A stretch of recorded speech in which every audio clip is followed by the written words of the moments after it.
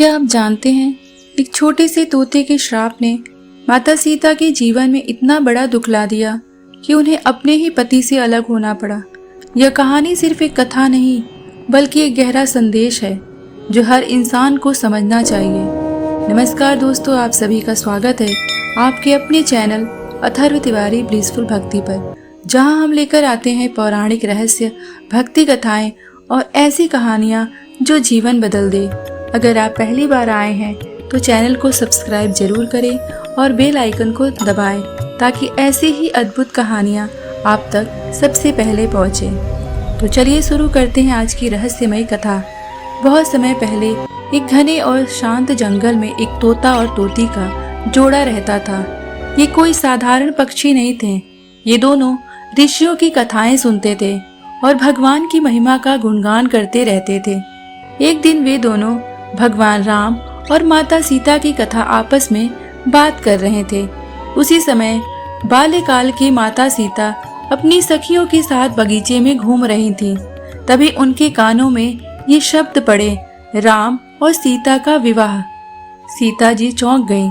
उन्होंने सोचा, ये मेरे जीवन की बातें ये तोता कैसे जानता है। जिज्ञासा बढ़ी और उन्होंने उस तोते को पकड़ लिया। सीता जी ने पूछा, तुम ये सब कैसे जानते हो?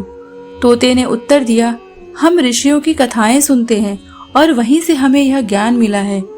सीता जी को उसकी बातें बहुत रोचक लगी और उन्होंने अपने पास ही उसे रोक लिया।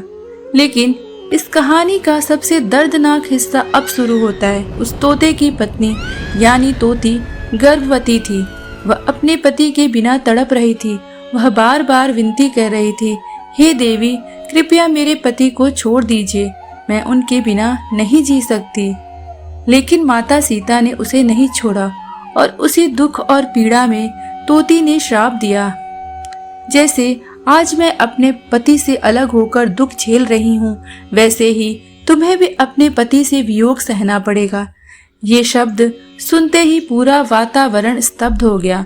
कुछ समय बाद तोती ने अपने प्राण त्याग दिए और धीरे धीरे उसका श्राप सत्य होने लगा। जब रावण माता सीता का हरण करता है और फिर उन्हें अपने प्रिय राम से दूर रहना पड़ता है, तो इसे उसी श्राप का परिणाम माना जाता है।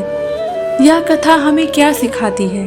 कभी भी किसी की भावनाओं के साथ खिलवाड़ नहीं करनी चाहिए। छोटा हो या बड़ा, हर जीव का दर्द समान होता है और कर्म का फल हर किसी को जरूर मिलता है। अगर आपको यह कथा पसंद आई हो तो वीडियो को लाइक करें, कमेंट में लिखें जय श्री राम। और अगर आप ऐसे ही रहस्यमय और भक्ति से भरी कहानियां सुनना चाहते हैं तो चैनल को सब्सक्राइब करना बिल्कुल ना भूलें।